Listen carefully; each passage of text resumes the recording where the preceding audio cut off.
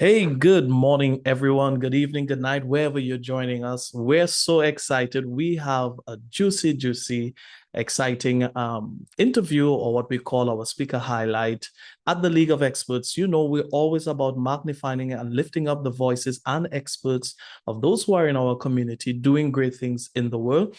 And we are having a very special segment of such a beautiful conversation that we're going to be having right now. Her name is Melinda Pitts.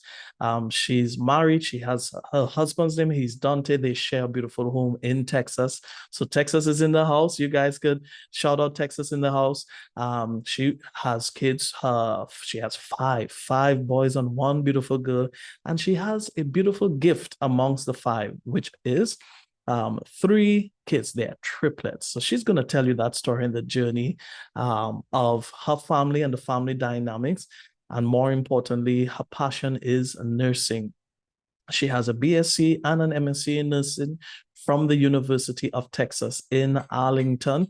And her greatest expertise and superhero, which we're going to talk a little bit more about, is talking about high functioning autism. She's a psychiatric mental health nurse practitioner. Please help me welcome to the stage, to this interview, Melinda. Hello, everybody. Hello, Wally. How are you?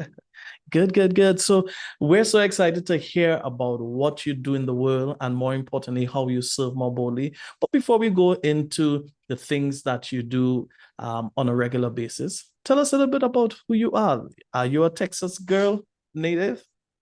Yes, I am. I'm actually born and bred in Texas. I was actually born in Fort Hood Army Hospital. My dad was in the Army at the time. And so I'm the only one in my family that is a Texan, except for my kids. They were all born here in Texas as well. My husband is from Louisiana. Okay. And like you mentioned, I'm a psychiatric mental health nurse practitioner. Started out first as an ER nurse, packing nurse, but I've always loved psych. I have actually a separate bachelor's degree in psychology that I got before I went into nursing. So it's always been a passion of mine. Got it. Yeah. So what kept you back from going into the military service? Because you just told me your dad, was in the army, correct? He served? He was in the Army initially, then he switched over to the Navy. He went in because he was Okay. an optometrist. Got So it. he's an eye doctor. So that's where he did it. He did it to get through school and do that part of it. So that's how he was in it. Yeah. So he did it. Okay, And beautiful. initially I was going to do optometry like my dad. So I actually Yeah. even did some optometry school because I was going to be his partner, but then kind of realized that really wasn't my passion and kind of did a pivot.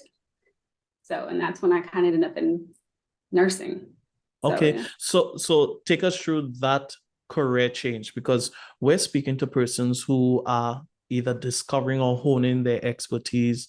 And more importantly, in the League of Experts, they are business owners who are actually not just making the decision, but how do you make that pivotal turn, as you just identified, and really stay committed to that decision? So take us to when you broke the news, say that, hey, I'm not following in your steps. I'm making a pivot. What was that conversation like? What did that courage, take us through that journey? So, there was actually a little bit more involved with that situation. At the time, that was also when I became pregnant with my second son. So that was part of the dynamic. And it was like, I also plus two optometry, much as I wanted to do it, I realized at that moment I was doing it more for my dad than myself. And so the two things together, it was like, you know what, I have to be true to Melinda. You're always supposed to do what you love. So a lot of prayer, a lot of seeking counsel from God, and just trusting that, the path that he had for me, he would lay it out and it would happen. And so I just told my father, I mean, he's always been supportive. He's always said, you don't have to do what I do. But I was always like, yes, I want to be just like you because I'm very much a daddy's girl. Okay. So it really Okay. wasn't that bad of a conversation. It was more me having the faith to step out there and actually make that change than Make the anything else. decision. All right. So now that you have made that decision, you are a career professional in the nursing industry, specializing in psychiatric nursing or mental health. So as you are building this practice, tell us some of the key lessons you've learned in the industry and take us through that process. What are some of the key indicators that you've been able to, number one, launch into that space? And Mm-hmm. more importantly, give us a look back in preview. What are some of the key lessons that you've learned as you've been building this practice? Thank you. Well, some of the key lessons I've learned are don't rush into the thing, take time to gain the knowledge necessary. So one of the best things that I did before starting my practice was I worked in every possible setting for a psychiatric nurse practitioner. So I worked in the outpatient setting for somebody else doing children. I worked in the partial hospital setting in between inpatient and outpatient, managing children and adults. I worked in the actual hospital in the psychiatric ER, managing very extremely difficult psychotic patients. So I was able to be very well-rounded and well-versed. And then also I took my time to learn from people who had practices. So I spoke with them. What were the things that they noticed? What kind of different charting systems were effective? How were they billing patients? And so when I did decide to actually start my practice, I got a colleague of mine actually kind of mentored me and was able to guide me through the process. This is what it looks like. And so I definitely feel like, again, another key would be to also have a mentor or somebody you can go to who can help walk you through those process, answer those questions when necessary, and be just a guiding thing for you. So, yeah.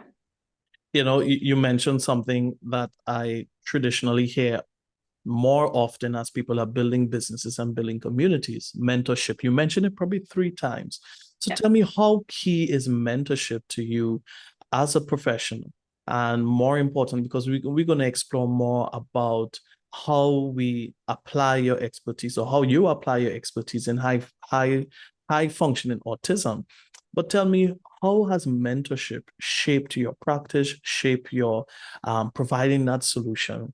Because, you know, we always say that you can learn from your experiences, right? Versus learn from mentorship. So what are the advantages that you've leveraged? Because you've mentioned it 3 times. And what are those key lessons as you encourage other business owners to do the same?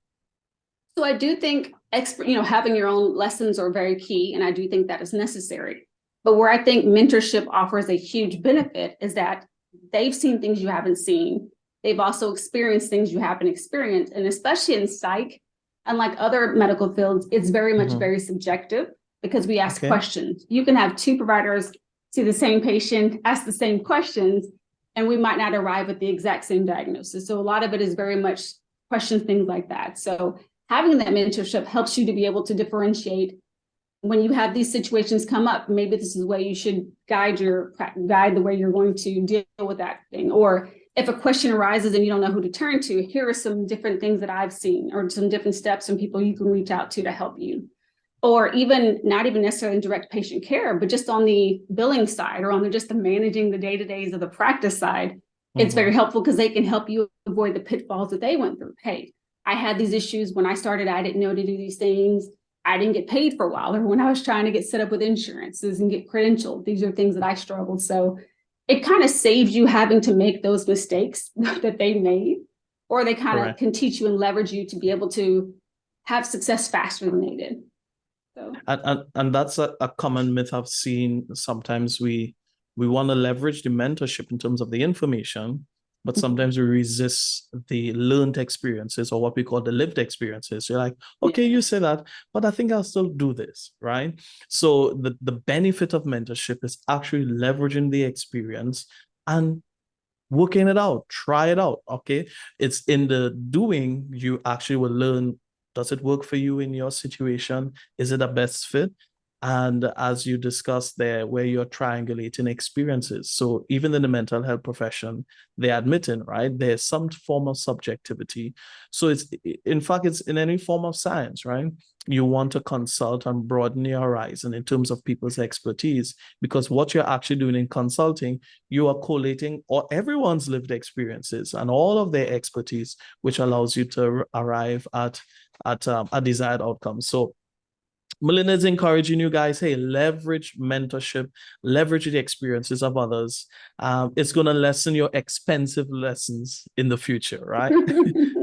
So now let's dive into your superhero. If I was to describe to you, what's your superhero? What's your superhero cape that you put on every day as you move on into the world? How would you describe that to be?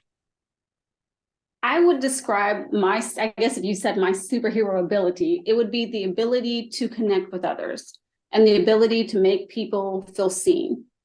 because I feel like a lot of times, especially in psych, it's very personal. People are coming in with very personal problems, personal experiences, things they're going through. And I hear far too often that they weren't seen or they were rushed through the process. So when I started my practice, I built in time. I built in actually making, partnering with the person and making them feel seen. And one thing I love hearing from my patients is, wow, it's so nice to see somebody cares or actually see that I pay attention when they come back, that I remember things they told me last time, that I'm actually invested in caring how their life is going. And so I feel like when you're able to make somebody feel seen and feel like you actually care, then you're actually able to help them heal. As you talk about the importance of listening and being able to be seen, in the League of Expert, we use this key, what we call our North Star, which is for you to be seen, served, and supported. And most times, some of your greatest business ideas comes from paying attention to that process. So early, for our consultancy business in the area of publishing, people would have come to us asking, hey, I just saw you launch a book. How do you do that? How do you craft that message? And we would just keep telling them and describing it because it's your friends and colleagues, brothers, sisters, in-laws, you just describe it. But every time people keep asking those key questions, and obviously it's going to take time, right? People pull you aside, they send you an email, and we're like, hey, why don't we just write the steps out? So when people ask, we send it to them. And then we send the steps to them and they wouldn't do it. So I would ask them over a family dinner, hey, did you get to write a book? Didn't have the time, but hey, the advice you gave, it really helped. Then someone turned to me and said, the advice that you're giving, you could monetize that, you could package that, you could support people with accountability and coaching and some of your own personal learnings that could help them. Why am I saying this? You would have entered this industry because people would have asked you key questions that were a part of your lived experience. And now you are leveraging your lived experience to support others, and not only to support others, but to bring results as they face the question of high functioning autism. Tell me, what was that moment, that light bulb moment that allowed you to move from being able to manage your personal lived experiences to now being able to support so many people? So that would have been for me when I had the triplets. So as you mentioned, I have 6 kids, 5 boys and 1 girl. And of my triplets, the 2 boys have high functioning autism spectrum disorder. And a lot of times, some people know about autism, some people don't. But for my boys, they were more in the high functioning, which means that they barely qualified. So if you were to look at them, they look like the average kid. They can walk, they can talk. They don't have a lot of the disabilities that the lower functioning autism has. And so for me, when I was able to get them diagnosed, and I was also seeing patients at the time that also had the diagnosis, and I would explain to them when I'd hear about their kids, I kept getting same questions. Hey, what did you see? How did you know your kids were autistic? What were things that you noticed? Or how did you start that process? What does that look like? I don't know where to go. Can you guide me in this?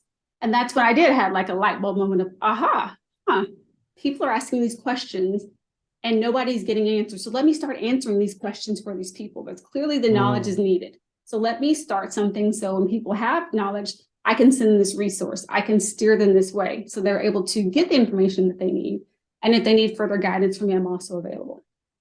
Wow, there we go. So even as you're in the vertical of dealing with autism as a mental health professional, as a nurse, as a medical practitioner, I want you all to see how you can apply that in your vertical. You could be in coaching, you could be in management, you could be in healthcare.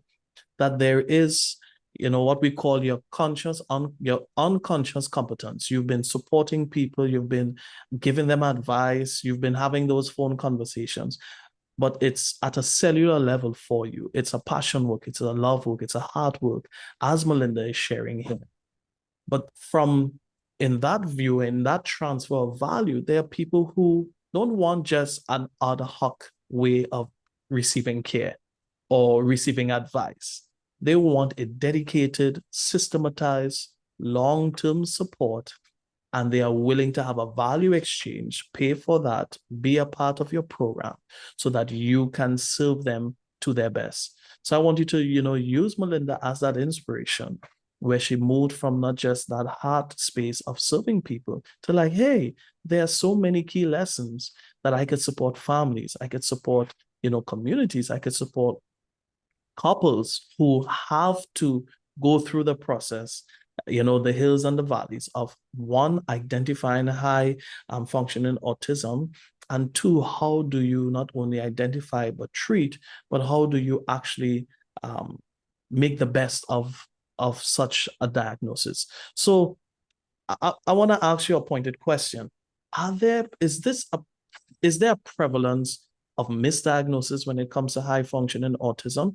And what are some of the signs that you would advise others who may have children, that require the type of support and care that they need?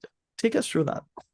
Okay, yes. So yes, to answer your question directly, yes, there are tons of kids that are misdiagnosed all the time, especially if they were like my boys and they're on the higher functioning or borderline scale.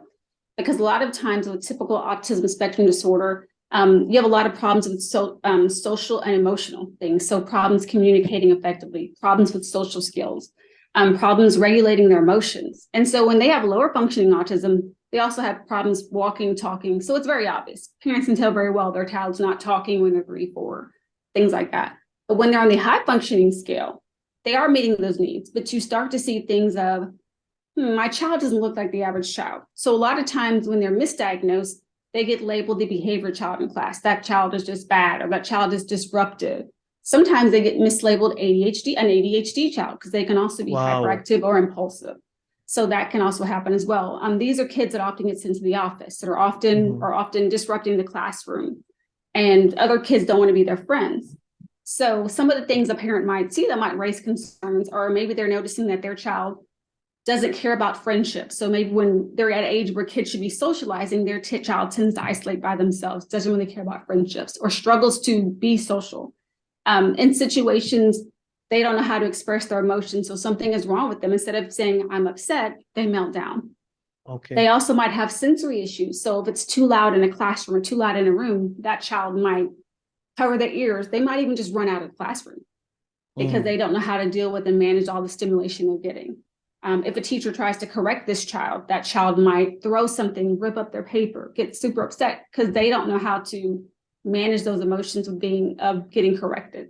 So these are some of the things that the parent might see, like, okay, they're not those obvious, they can't walk, they can't talk, but it's other emotional problems they're having or social issues that they're having. That's when you might be like, let me look more into this and see, maybe I'm missing something, or could there be more to this than just a bad behavior? Wow, knowledge is power. So, for many parents who are listening to this interview, you may be a victim of a misdiagnosis, right? And some of the prevalent themes that Melinda is sharing with us, you may have heard it before. You're a troublemaker. You're the person, or you're the child who's being sent to the principal often. I just learned a cue on here: hypersensitivity to sensory noise. So these are some underlying symptoms that we may gloss over as a behavioral issue or a preferential issue.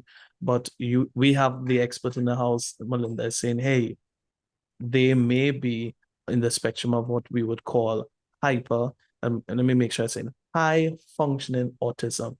And it requires a much more granular examination and a much more granular diagnosis. And what was even a little more scary for me, even as a parent, where people can be not just misdiagnosed in terms of a behavioral trait, but also being diagnosed ADHD and even being given medication that doesn't speak to what's the actual challenge. Have you seen that in your practice? Have you seen parents coming to you and you actually have to reassess that diagnosis? And what has been the outcome since you've been a part of their lives? So yes, and a lot of times I actually see it even in teens that are coming to me. So it's not even that they're younger. I've seen some parents, like, as a matter of fact, I had a patient recently, it was a 16-year-old girl, and parents would talk to her, explain things that she'd be fine one day, but then she'd have massive meltdowns. And they're like, man, she's all these behaviors. She's so defiant. But then when I kind of got them asking more questions, hey, so how is she with this? How does she respond? Another huge thing is very much when you're 16, you should be able to have what we consider abstract thinking. So be able to think more deeply, not just a basic level. Like, say if you say outside it's raining cats and dogs, a little kid would look like, I don't see cats or dogs outside. But an older kid would be able to understand that's just, you know, a term we use to describe something else. Right. But when you told this child something at 16, she was very basic with how she understood it. Her thinking was very concrete. And so I kind of asked questions more and more like, hey, what are some things you saw when she was younger growing up? How did she do these? What are certain patterns? And when we kind of assessed through it, I was like, I believe maybe you should see about I think your daughter might possibly have an autism disorder. And something I actually hear a lot too, Wally, and I want to share as well is I've had parents say, oh, well, I thought that when they were younger and I had the school diagnose them and the school said they don't have it. But something a lot of parents are unaware of is that the school's criteria for autism spectrum disorder is completely different than the medical criteria for autism spectrum. So the school can say your child doesn't qualify, but it doesn't mean they don't. It just means they don't meet the school's criteria to need additional help. Because my boys who were diagnosed by the Children's Hospital and went through the full diagnostic testing that I knew the school said they weren't. And even when I asked why, I literally had their school psychologist explain, oh, well, we just look at, can your child function at school? And because your child can function, they're not going to meet criteria for autism in our school. Got it. Wow, so many diamonds being dropped here. You know, as we bring this experience to a close, I want to invite you, Melinda, to share and encourage, you know, parents who are walking through this process. What is one of your key, because you are not just a practitioner, this is something that you live, all right? And there's something beautiful that happens when people who give advice in a certain area, they don't just give it, but they walk it, they live it. You know, I have a business coach once said to me, let the tongue in your mouth and the tongue in your shoes go in the same direction. And sometimes we have people who are in spaces, give advice on something that they themselves are not walking in it or living in it. So we have someone who is in alignment. She's not just talking it, but she's living it. So take us to that direction as you support parents and families who require encouragement as they seek proper diagnosis and proper care. So I would encourage any parent, you know, if you have any questions, any concerns, to look into those. And if, say, you take it to your pediatrician or you take it to your doctor and they're not listening, then go to somebody else. I feel like God gives us innately in ourselves some type of intuition as a parent to know our child.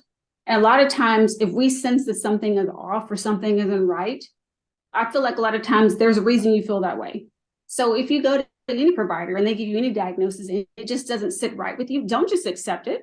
Get a second opinion, get another diagnosis, and keep going until you're able to get your questions answered. So I would say just be the advocate that your child needs, because that's what we're here to do. You got to advocate for your child and get whatever they need to make sure that they're able to function the best that they can. Wow, there you have it, folks. You have an advocate that you need. We just heard from Melinda. No ordinary advocate. She's walking and living the talk. Melinda Pitts, her expertise is supporting families, children, persons, individuals who are in what we call high functioning autism. She's a psychiatric mental health nurse practitioner. And I encourage you as a community to reach out to her. She can be found on Instagram and on Facebook. As she continues these conversations, she's part of the community, part of the conversation. I do encourage you to connect with her. This is our call. This is our mandate as a community, to help you and to support you as you unpack what we call your superhero genius, your greatest gift to the world. As you take that superhero and your expertise, package that into core intellectual property, be it your book, your TEDx talk, giving that humanity to the world, connecting to your ideal clients, converting so that they know, hey, you're the person that I've been looking for. And more importantly, creating community so that there's longevity, there's community, there's relationship and connectivity. So I'm really glad that we've been able to have this conversation together. Shout out to you, Melinda. Continue your great work as you support not just your family, but so many other families. I'm your coach and founder of the League of Experts, signing out. Have a great day, guys.